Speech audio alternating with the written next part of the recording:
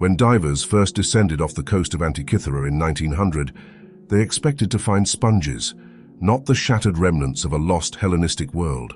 What they surfaced instead would become one of the most perplexing shipwrecks ever discovered.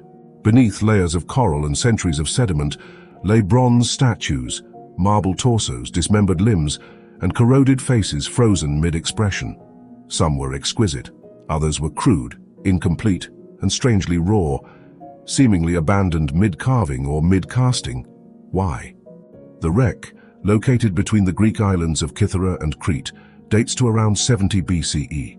The ship itself, believed to be a large Roman cargo vessel over 40 meters long, was likely en route from the eastern Mediterranean to Italy. It carried luxury cargo, fine glassware, amphorae filled with wine or oil, intricately carved furniture, finished statues, and among them, unfinished ones. It also contained the now famous Antikythera Mechanism, an advanced analog computer that stunned modern scholars. But while that device stole headlines, the statues have quietly held their own enigma. Several were clearly completed, bronze gods, marble athletes, and mythological heroes rendered with breathtaking detail. But others were left in early stages, blocky, awkward, and disproportionately formed. Some pieces retained visible tool marks with unshaped limbs and surfaces untouched by polish. A few appeared to be rough wax models partway through the lost wax casting process. Their transformation into bronze halted forever. Why were they on board? Scholars initially theorized the cargo was being transported to Rome, where wealthy elites clamored for Greek art to adorn their villas and gardens. Greek statuary had become a powerful status symbol in the Roman world. Entire industries grew around copying, restoring, or looting classical masterpieces. This explanation fits the presence of complete works. But what of the unfinished ones?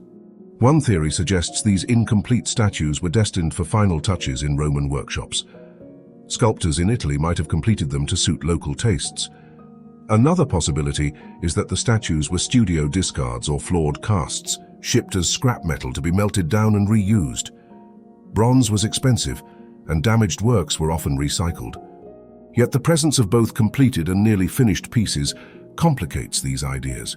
Why risk transporting imperfect goods alongside masterpieces? And if the statues were only meant for melting, why do so many show signs of promising craftsmanship? Were these prototypes? Commissioned works left incomplete due to disaster or conflict? Adding to the mystery is the sheer scale and diversity of the cargo. Over 36 marble and bronze fragments have been recovered, with many more likely still buried beneath the seabed. The variety suggests this wasn't a simple looting operation, but part of a much larger and organized trade route, a floating gallery or warehouse bound for Roman aristocracy. And then there's the question of the ship's purpose.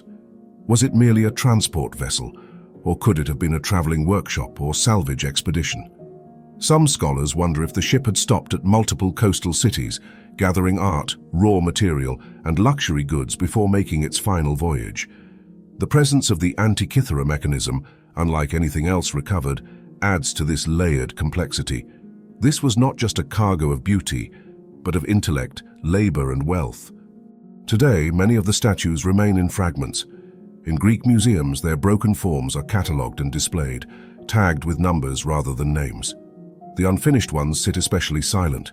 They hint at stories never completed, myths half told, artisans interrupted, moments lost. No other wreck has yielded such a baffling blend of completed elegance and raw potential.